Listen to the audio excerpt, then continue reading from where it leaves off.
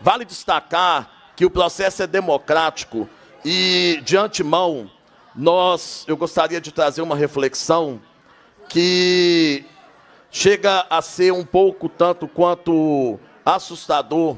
A gente vê o Sindiúti entrar com uma ação civil pública no TJ, solicitando a suspensão de um momento em que as comunidades estão dialogando. Isso é contra a democracia. Isso é antidemocrático, né? Uma instituição que tanto preza por pedir em democracia, deputado Lincoln, nesse momento quer calar a voz da comunidade escolar. E nós aqui estamos trabalhando para algo que no início dessa audiência foi solicitado: a disciplina, a ordem, o civismo nas nossas escolas. E é necessário que nós tenhamos escolas organizadas, porque eu quero refletir com vocês que, enquanto professor, traidor é aquele que aceita que estudantes botem a mão na cara de professor e agrida professor em sala de aula. Traidores são estes professores que, por questões ideológicas, defendem escola sem merenda, como defenderam no governo passado. A traição vem daí, deputados. Mas é por isso que desenhamos um programa contando com mais uma parceria, contando com a parceria da Polícia Militar, que já é uma instituição parceira das nossas escolas. Nós temos a patrulha escolar que fizemos um investimento enorme com compras de viaturas, com a ajuda também na formação dos nossos policiais militares, e além disso também temos o PROERD que atua em todas as nossas escolas. Essa ação já vem sendo feita desde 2019 e vale destacar que a nossa política educacional, ela precisa de ter parceiros para caminhar. A rede de proteção escolar deve ser ativa e ela deve ser atuante dentro do ambiente escolar. Proporcionar um clima escolar favorável à aprendizagem e permitir que os nossos professores possam trabalhar tranquilamente nas suas salas de aula com uma sensação de segurança melhor, é nossa responsabilidade. E tenham certeza que nós não iremos nos furtar dessa nossa responsabilidade. E é por isso que estamos desenhando um processo em que, a cada 150 estudantes, nós contaremos nas nossas escolas com policiais militares que não irão substituir os professores. Diferente do que vocês estão dizendo. Eles irão atuar fora da sala de aula com o apoio às políticas pedagógicas que as escolas já vêm desenvolvendo.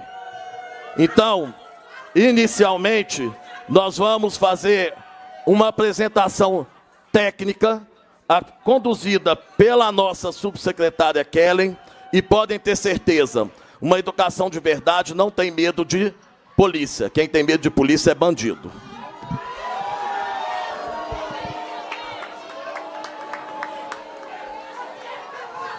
E aí, antes até de adentrar na minha apresentação que eu trouxe, que eu peço para que projetem, eu queria responder especificamente ao secretário de Educação, que disse que antidemocrático é quando o Sindiúti vai para o TJ discutir em uma ação civil pública esse projeto. Quem ensinou o caminho do Tribunal de Justiça foi o próprio governo Zema, quando ele vai para lá. Quando ele foi para lá, derrubaram uma legislação estadual que trata do piso, da implementação do piso aqui no estado de Minas Gerais.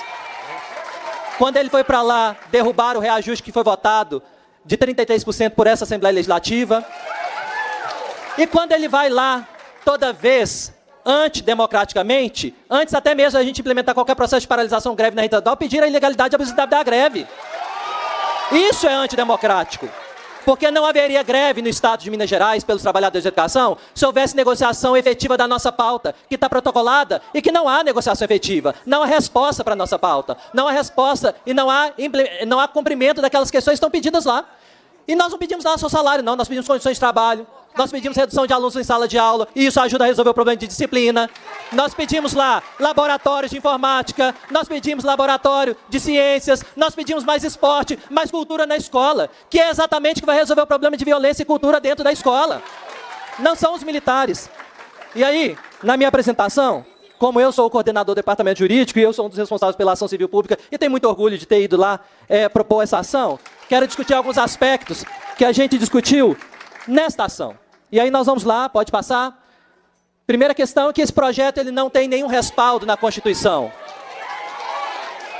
A educação é tratada na Constituição como direito de todos e dever do Estado. E deve ser implementada em igualdade de condições, gestão democrática, formação integral dos sujeitos. Não haverá igualdade de condições com escolas cívico-militares que receberão mundos de recursos, enquanto o restante de toda a rede vai ficar relegado ao descaso. Isso não é igualdade de condições. Não há gestão democrática quando a superintendência de ensino, a orientar os seus diretores sobre a implementação desse projeto, proíbem os diretores de discutir o que é divergente, de discutir os aspectos negativos desse projeto. Porque foi assim que a superintendência de ensino orientaram os seus diretores. Vocês podem, está aqui as orientações, você vai tratar com os seus coletivos, com os seus estudantes, mas não falem mal desse projeto. Não falem nenhum aspecto negativo desse projeto. Isso não é gestão democrática. E a escola pública precisa discutir exatamente o divergente. É possível que a gente escolha, se a comunidade assim entender, esse projeto. Mas ela precisa entender quais são os aspectos positivos, se é que há, no meu entendimento não há, e quais são os inúmeros aspectos negativos desse projeto, inclusive a falta de fundamentação legal. Às vezes, né, o aluno vai para uma escola cívico-militar, ele não vai se sentir confortável muitas das vezes, talvez um ou dois alunos, né? O que é que eles fazem? Nós, de maneira democrática, né, aquele aluno, caso não vai se adaptar àquela escola cívico-militar, o professor, o diretor da escola, o secretário de educação, vai colocar esse aluno em uma outra escola. Então nós ouvimos aí do próprio presidente da ABMIL o que vai fazer com aquele que pensa diferente, o que vai fazer com aqueles que se identificaram na cédula e que votaram contrário à escola cívico-militar. Será convidado democraticamente a sair da escola. É isso que vai acontecer com estudantes, é isso que vai acontecer com os trabalhadores. Para quem está me assistindo hoje, que está no Estado, nas escolas está acontecendo votação hoje, é isso que vai acontecer. Você será convidado democraticamente a se retirar da escola. Olá pessoal, tudo bem? Quem está falando aqui é Tancredo Lins, do canal de Educação de Minas Gerais.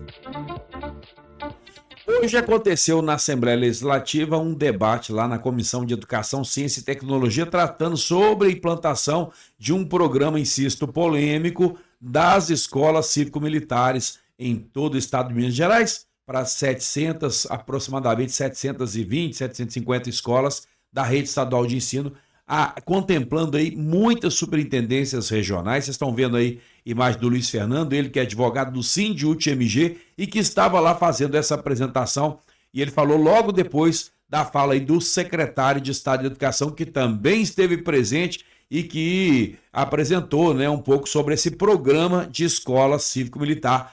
Uma situação um tanto quanto delicada, porque houve ali divergências nas falas, muita manifestação, gente do lado de fora, gente, mas lotado de gente, há muita gente mesmo, centenas de manifestantes, estudantes, pais, estudantes da rede estadual de ensino, servidores que estavam lá participando, né, professores, né, o pessoal da área, servidores administrativos também, todos envolvidos nessa discussão que tem trazido aí grandes debates hoje na Assembleia Legislativa, excepcionalmente, até porque o prazo para fazer a adesão não, mas para fazer a escolha ou a manifestação de interesse por parte da comunidade se encerra no dia 18 de julho. Os gestores escolares estão correndo, levando essa informação sem muita discussão para as instituições de ensino, mesmo tendo aí uma cartilha do governo, é uma cartilha que mostra o programa como ele é, né, pessoal? Ou melhor, como o Estado percebe o programa, não como ele é, mas como o Estado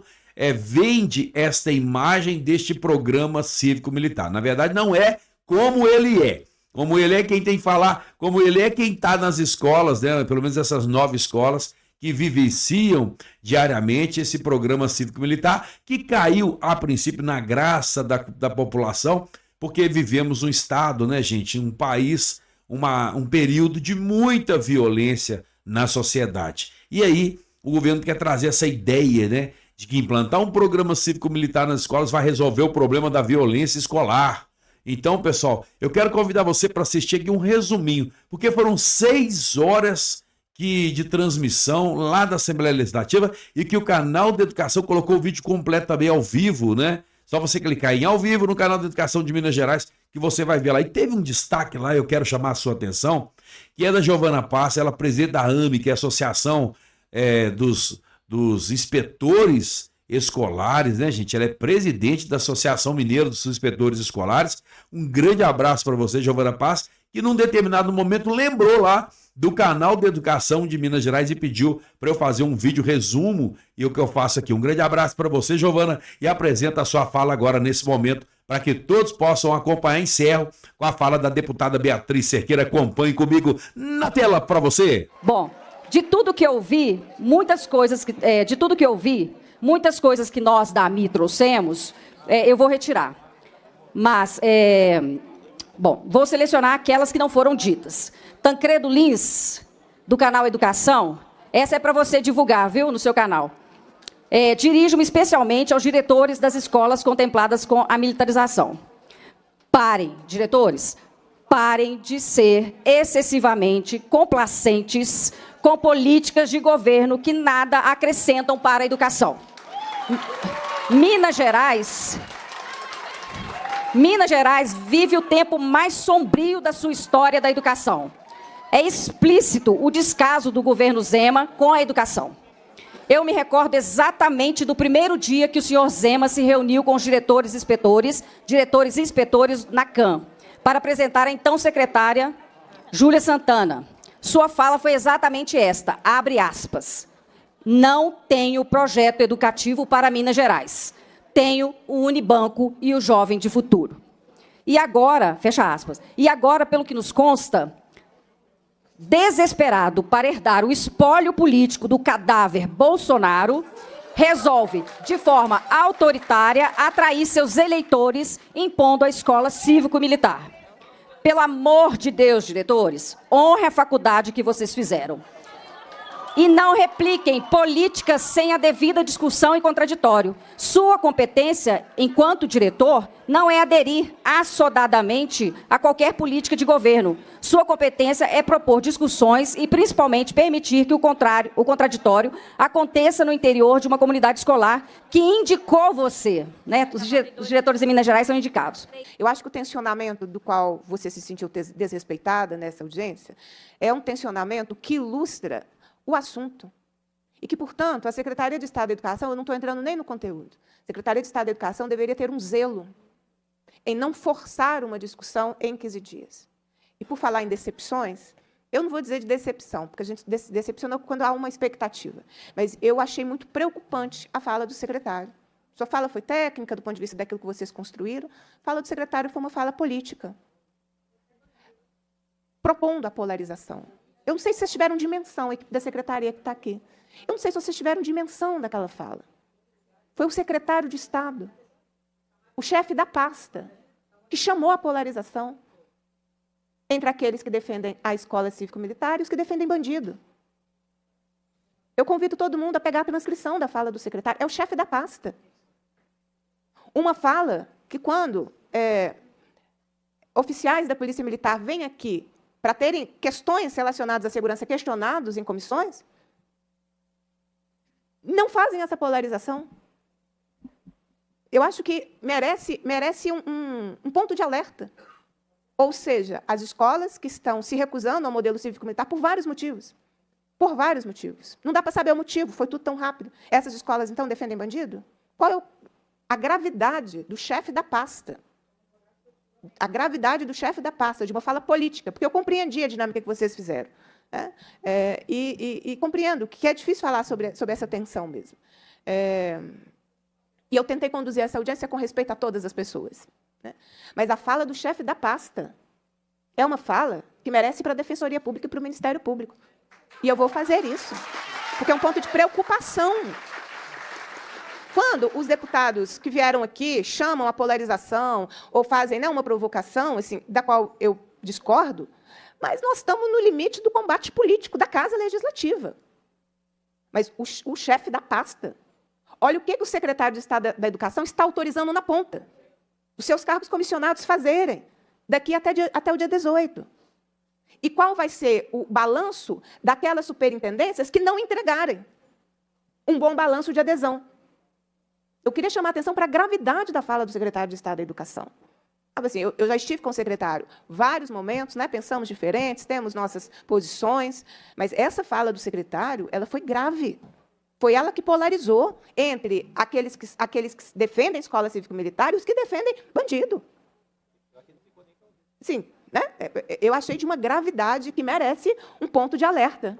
Sabe? Eu vou informar. Porque se isso está dito aqui, público, pelo chefe da pasta, da secretaria que está fazendo o comando desse programa, o que está sendo empoderado na ponta? O que está sendo dito que pode ser feito na ponta para um processo que eu não compreendi? Vocês são da educação. Vocês sabem o que acontece no final de semestre, Kelly? Está todo mundo exausto, porque todo mundo é todo mundo. Finalizando o diário, tem interclasses, tem... Como que, no meio disso tudo, a secretaria achou que era razoável, de um assunto que não é pacífico, de um assunto que traz uma carga de tensão natural no processo. Como que a secretaria achou que seria pacífico, em 15 dias, todo o processo? As escolas, acho que vocês não tiveram a dimensão de como fica isso. Eu acho que a Priscila trouxe um pouco na fala dela. Porque ainda, gente, você tem uma situação pior. A adesão, como o próprio documento da secretaria diz, não é automática. Depois, quantas escolas irão para o programa, se tudo permanecer como está, será definido depois. Quem vai explicar para aquela comunidade que, porventura, maciçamente tenha votado pela adesão, que não terá adesão? De quem será a responsabilidade da não implementação de algo que a comunidade disse que queria? Porque isso pode acontecer. Pela sua apresentação, vocês ainda vão fazer análise técnica, vocês vão verificar com o Corpo de Bombeiros e com a Polícia Militar. Ou seja, um esforço de algo que pode não acontecer. E quem vai explicar, depois de polarizar a escola, depois de colocar, às vezes, colega contra colega, é possível, comunidade, aí não implementou. Quem vai contar para essa escola? De quem vai ser a culpa dessa escola continuar sendo defensora de bandidos, conforme foi apresentado aqui, por não estar no programa cívico-militar? Sabe a gravidade? A gravidade? Eu fiz uma audiência de 6 horas, não é porque eu gosto também, né, de fazer audiência, eu tenho essa boa fama, mas porque eu achei que precisava ter debate de conteúdo, sabe, de ter o conteúdo. Alguém reclamou aqui do contraditório, mas aqui, essa audiência foi o contraditório ao poder político do governo. Em toda a imprensa, as cartas, eu estou recebendo, gente, as cartas da convocação da comunidade escolar, muitas extremamente parciais, das falas nas assembleias que não permite contraditório dentro da escola. Aqui é o contraditório do que está acontecendo. E observe que foi o único espaço público de contraditório. Foi o único espaço público que a categoria pôde falar. Quantos espaços públicos tiveram? Eu não vou citar o exemplo de Divinópolis, em que as professoras, a representação sindical foi impedida de falar. Por que o sindicato é proibido de acompanhar a Assembleia, se é algo que diz respeito à vida dos profissionais da educação? Está proibindo. Então, assim, há um medo do contraditório, há um medo do debate. A pressa, a proibição da entrada. Assessor meu que acompanha a escola foi proibido, cara. Assessor parlamentar, identificado, que acompanha as escolas, em meu nome, acompanha. Eu não consigo estar em todos os lugares. Foi proibido. Foi impedido, não é proibido, foi impedido de entrar. Então, assim, eu percebo que não estou entrando nem no mérito do conteúdo. Eu estou entrando no método. É bom. Então, por que tinha que ser corrido? Entende? Porque não tem nada a ver com orçamento, com nada. Porque daria um tempo de vocês fazerem um processo que existisse o debate na escola e que, por mais que eu discorde da proposta, as escolas poderiam decidir. Porque esse direito, sobre esse aspecto, a gente tem uma inconstitucionalidade, mas, de novo, eu não vou entrar no conteúdo. Isso é tão bom. Por que não teve um método de prazo? É não entender o que é a escola agora, com tudo que a escola tem que cumprir, mais essa. Assim, o desgaste desse processo ele já aconteceu. Sabe? De um processo que as pessoas ficaram assim, eu visito escola, eu converso com as pessoas ficaram tentando entender. E aí fica versões, colegas meus no plenário. Ah, mas não interfere em nada no pedagógico. Quem vai avaliar o desempenho educacional dos meninos é o Corpo de Bombeiros, com a Polícia Militar. Está escrito na resolução. Como que eles não vão interferir em nada? Várias questões que são relacionadas ao analista assistente social e psicólogo, estão no material de vocês como função dos militares. Quem vai selecionar esses militares? Quem são esses militares? Quando eles vão receber? De onde vai sair esse dinheiro? A gente não tem respostas. A gente não tem respostas. Eu presto atenção nas falas. Você trouxe que vocês vão elaborar tem uma minuta. Mas percebe a gravidade? As comunidades estão decidindo por algo que vai ter uma regra depois. As comunidades não estão decidindo à luz da regra do jogo. É essa aqui. É essa aqui. Eu estou recebendo demanda de anulação de votação porque o resultado da votação foi de não adesão. Qual é o lugar que se resolve? Nenhum lugar tem. Um processo democrático, você tem lugares recursais, você tem lugares que garantem a transparência do processo. Todos os lugares que têm processos decisórios, coletivos, você tem um lugar recursal. Não tem. Para quem eu envio isso? A superintendente de Juiz de Fora pode fazer o que ela fez? De acordo com a fala de vocês, não. É a garantia da autonomia da escola. Não, ela tirou a autonomia da escola para agendar a Assembleia. Por que ela tirou a autonomia da escola? Porque ela perdeu a primeira votação. A primeira escola que decidiu pela não adesão. O que ela fez? Opa, vamos controlar. Pode. Mas não era autonomia da escola para decidir? Não é autonomia da escola. A escola decidiu uma votação, aí, como foi de não adesão, eu recebi isso aqui já. Como foi de não adesão, aí tem um recurso para refazer a votação. Existe isso? Então, todos os lugares que teve adesão, nós podemos entrar com recurso pela não adesão? Mas teve. E as superintendências estão encaminhando, porque não tem lugar de recurso. As pessoas não têm a quem recorrer. Porque com a fala do secretário aqui, quem trouxe... Eu queria só explicar isso para vocês. Vários colegas deputados assustaram com o tom. Quem deu o tom, em grande medida, foi a Secretaria de Educação. O secretário chegou, pôs um tom de confronto. Pôs um tom de confronto. É claro que eu tinha uma expectativa de que os defensores da escola cívico-militar, eles mobilizariam mais. Eu tive uma expectativa de que os defensores viriam mais. Não foi o que aconteceu, mas a minha expectativa era que viriam. Que é uma pauta, né? Uma pauta que chama. Eu imaginei que viriam mesmo. Né? Não vieram, mas se viessem, estava aí aberto para todo mundo, porque é uma audiência pública. Quem deu um tom de combate, de confronto, a fala do secretário, foi uma fala política. De questionar a resistência do sindicato.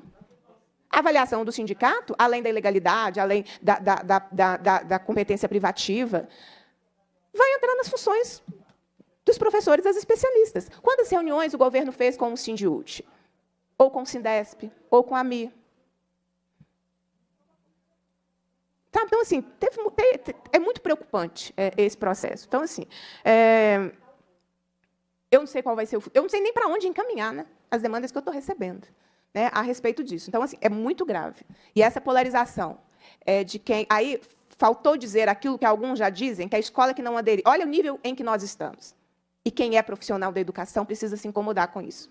Se acontecer alguma coisa numa escola que não aderiu ao cívico-militar, a culpa é de quem não aderiu. É esse o debate que está rolando. Mas não, é o nível da polarização lá, ó, nas câmaras municipais. Assiste o vídeo da audiência de Divinópolis. Vai ter a dimensão da audiência da Câmara Municipal de Divinópolis. Não sei se tem alguém de Divinópolis aqui ainda, mas eu já tive essas notícias. Assiste, você vai... Ela é ilustrativo do tom de ameaça e de polarização. Né? Eu quero lembrar, gente, que a Polícia Militar hoje, e acho que o prefeito Rafael tocou num ponto importante.